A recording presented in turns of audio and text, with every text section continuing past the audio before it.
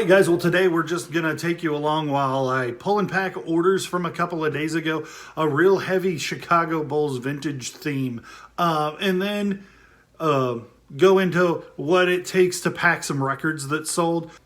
If you're a reseller and you want to learn tips and tricks from me along the way, then go ahead and hit that subscribe button and you'll see all of our videos. Maybe the notification bell and you'll get a notification every time I post a new video. If you are interested in this kind of content and you think that it's interesting, give the video a thumbs up. It makes a lot of difference to the algorithm and thus the growth of the channel. Let's get into it.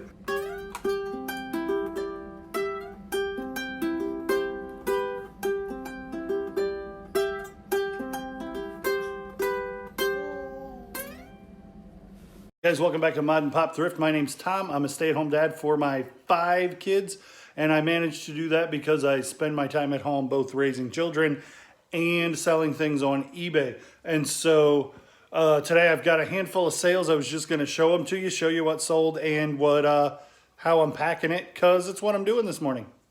So I'm doing this in my kitchen, and you could probably hear Disney Junior off in the background because if I did it in the storeroom, Evelyn would be in the house all by herself. Nope. So I get my orders together, I bring them in here on the kitchen island and do that while she's in there watching a show, and that way I'm attentive dad. What we sold today, this is a Warroad hockey t-shirt. Warroad is a city in Minnesota that is nuts about hockey. They also produce Marvin windows there. And I was in Warroad when I was a construction salesman. And then I came home and I found this shirt at Goodwill. I thought it was interesting. Turns out nobody else did. I had this listed for $12.99 probably for 2 years. And then I got a $9 offer the other day. And I'm like, you know what? I forgot I even had that listed. So you saw, you just fold the shirt up nicely. You get a poly bag. I want to say these are like 11 by 17 poly bag. Peel and stick. And then I'll just write Warroad on the package, and I'm going to throw this on the floor for my wife to find later and yell at me because I never pick up after myself. That one's ready to go. This one is, oh my goodness, I picked this up for $2.50. I posted it on Instagram. I picked it up for $2.50 at Goodwill. 1998 vintage Chicago Bulls. This shirt would have been collectible the day that it was made in 1998. It has remained in high demand, and then they put out that documentary, The Last Dance, a couple of years ago, and it only increased the demand for this kind of vintage Bulls stuff. A shirt like this, I don't treat a whole lot different. This is going to Puerto Rico. You just want to make sure you're not like really like this obviously has lines right there. And so you want to make sure you're not like distorting the image when you fold a shirt like this up. This one sold for $50 and it sold in like a day and a half. I probably could have held out and got 65 if I wanted to hold on to it for a couple of weeks or 90 days, but for $2.50 and turn it into 50 bucks in a hurry, I like it. So you just throw her in a poly mailer. And I'm going to write Black Bulls on this shirt. And there we go, just peeling, sticking, throwing things on the floor.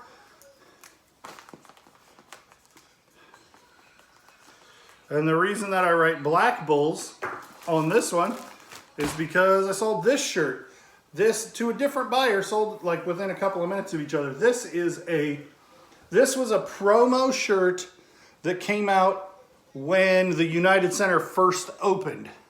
And if it were an original and not a reproduction, it would have a Delta tag up here. So because this is a Gildan heavyweight cotton tag, it is officially released by the Chicago Bulls and the United Center, but it is not the day of release, which would have a Delta tag. It sold for $23.50. If that was the only difference you would notice is this tag, and that would make it about a $60 or $70 shirt if it was on a Delta tag.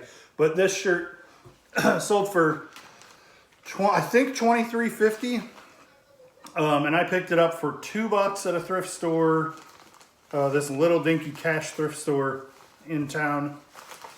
It's probably been listed almost a week. And poly mailer, and away we go. So then I'm going to put white Bulls, because I really don't want to get those mixed up. This one's going to Chicago. This is me gonna throw this stuff away. Check out my nifty Pizza Planet shirt. I got this for Christmas. It's not like it's old, it's just a cool shirt. You may notice a theme with today's stuff. Chicago Bulls. This is a Twins brand hat. It is not like heavy wool, it's just cheap cotton. This would have been a cheap hat back in the day. It's in real nice shape. I paid $5 for it. The unusual graphic, the side logo, snapback are all things that play into why this is a really good hat. I listed this. I got an $18 offer. I got a $24 offer. I got a couple of messages saying, is the price negotiable? I ignored all of that. I don't have best offers. All of that came in messages.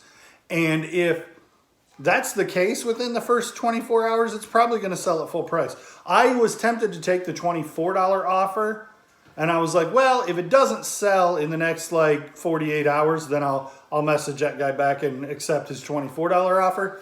Sold for $30 this morning on the international shipping program. So while the guy who messaged me only wanted to spend $24 plus shipping, this person was $30 plus shipping plus all the silly, crazy fees associated with the global shipping program. 4x8x6, 8x6x4 box. Right now, you are sitting on top of my bubble wrap with using the tape as a kickstand. And so, that's why I'm reaching over you to grab the tape. So 4x8x6 box. When the bill is bent like this, then you can put it in this way. If it's a flat bill, I put it in this way. If it's a bent bill, I put it in this way. And so it goes down like that. And you do not want to bend this part of the hat. So I grab these edges and push them into the sides.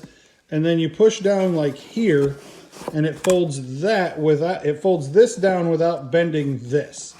Because this brim is the most important part of a stand-up tall hat to a collector. And so then I'll just fold the box up, and this one feels like it might be a little bit tall, and you can always raise the bill up to make this lay flatter, and then it'll close better without disturbing this stand-up. This needs to be tight and strong and stand up well. I don't specialize in Chicago Bulls stuff. I collect some Chicago Bulls stuff that I like. Nothing special, just when I find Bulls stuff that I like, I keep it a lot of the times. But I always buy Bulls stuff because I live a stone's throw from Chicago, and it's readily available and it sells super well. But I do have some stuff that sold that wasn't Chicago Bulls. These are records. Before I was Mod and Pop Thrift, a little trivia for you guys, my store name was The Record Dude, and I used to sell a ton of records. And we did the recent clean out for a hoarder house, and they had these Alfred Hitchcock ghost stories for young people. And then these two are from the same Radiola is the brand. And they're both old radio shows, horror genre radio shows. I had these two listed as a lot, and I had this one listed separately. They all three sold to the same person. So here's a tip, something that not everybody knows about shipping records, and this is not one that's sold. But if that record, you know, there's probably between where that record would sit out here at the edge and where it drops to in the bottom, I would say there's probably a 1/2 inch there that no matter what you do, no matter how well you pack this thing, that record is gonna have play inside there. And what will happen is the record itself will poke through the edge. And while I'm just playing around, farting around with this record that is no good, it did that on its own. So if you think about how sharp the edge is of this record, and it in the mail bouncing around inside this sleeve, it will destroy itself. And your customer does not want to get their record like that. So when we are shipping records, you leave them, they're in the duster, they are dust jacket, like a record, or like a book. And if you don't have a dust jacket, put it with paper. You can't ship this inside the sleeve for that reason, and you don't want to ship it naked because it won't fare well. I actually was missing this dust jacket and went and got this one and stole it out of it. Inside the dust jacket, outside of the sleeve. Now, if you have a custom dust jacket, it can just as easily happen with the dust jacket, and you can tear the sleeve off. The Clash album, has a custom dust jacket with the lyrics on that. You don't want to ship the record in that dust jacket either, because it can just as easily happen that way. So I always try to have these paper dust jackets. If you're going to do a lot, if you're moving a lot of records, it's worth doing. If you're selling one record, I would still try to separate the record, because the record itself can cause damage to the dust jackets or to the sleeves. And then what I do, this time I have this old box. So I'm going to put these in poly mailers.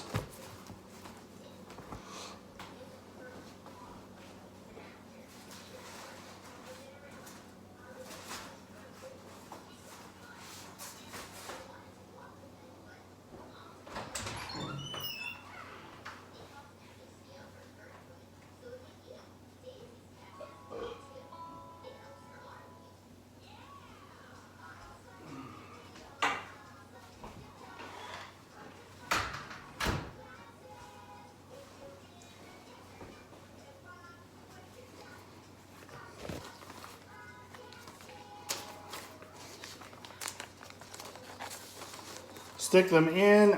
This is a record sleeve. And so I have the stuff, because I'm a record collector, I have the stuff to use. But this is just a poly bag for a collectible record. And those will be fine like that. And then I'll set these in there with bubble wrap in between. So, bubble, jacket, bubble, jacket, bubble, jacket, bubble, records. So that's my layering. I'm going to wrap this in bubble wrap and then set it down there. So here's what I actually ended up doing. was kind of just thinking on the fly, and I was like, that's not going to work very well. So I put cardboard on the back and the front, just scrap cardboard, and then I did this with the bubble wrap square on the bias. And so that way it would wrap over on the corners, and I could do that. Now I'm going to stick it into a poly mailer, the whole thing into a poly mailer, and then put a little bit of bubble wrap around the poly mailer, and then put it into the bag.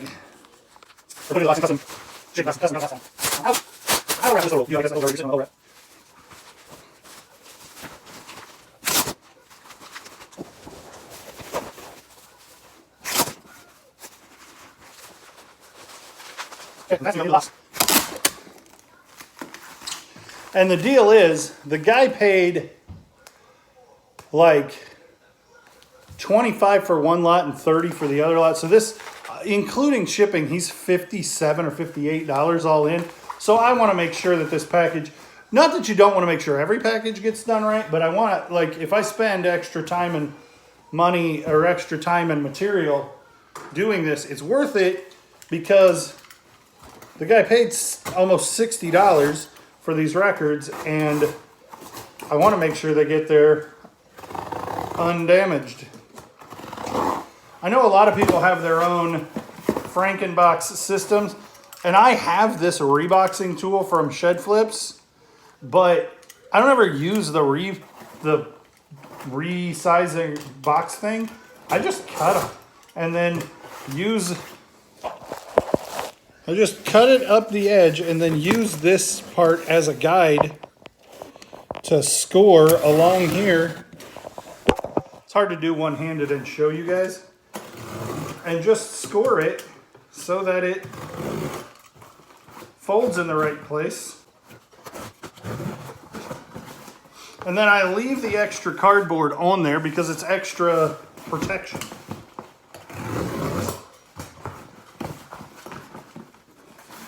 And that's what that box is going to go out like. So this is, for 3 records, it's about 2 inches thick. So there we have it. That's what that one's going to look like. So 7 sales today. We did 3 shirts, a hat.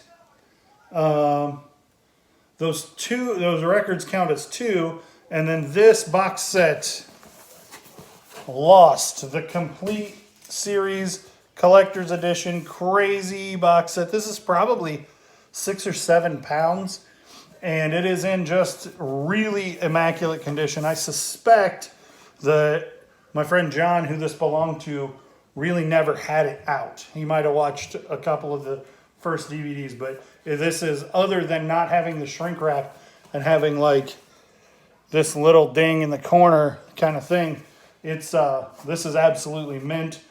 I bought it from John's wife. John passed away and left a whole bunch of cool collectible stuff. So, and him and his wife, Stacy, we've been friends for a long, long time.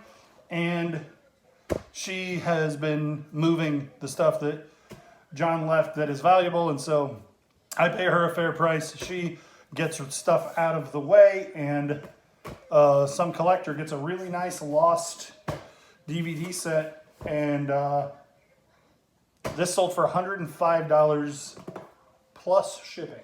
Really hoping this Amazon box was going to be big enough. It is exactly the right size, as you can see. So I think what I'm going to do is put this in here and then put this and double box it. It isn't, I don't think, I mean, it's not going to get damaged, but I don't want it to show up with no bubble wrap, no padding, and look like I didn't care about their item that they paid $100 for. So it's just stuck in this box that is basically exactly the same size. And now I'm going to bubble wrap this box and put it in a different box. I ended up doing some pretty creative resizing with that box, but it is super secure in there. All right, guys. Well, I hope you learned something along the way there. I'm always surprised how quickly that vintage Chicago Bull stuff sells, but I also enjoy having it. So I get why people do that. If you didn't do it yet, Click the thumbs up if you learned something. Let me know what you learned. Let's get in the comments and have a conversation about it. As always, you're welcome to like, comment, and subscribe, and we thank you for watching, and we'll see you on the next one.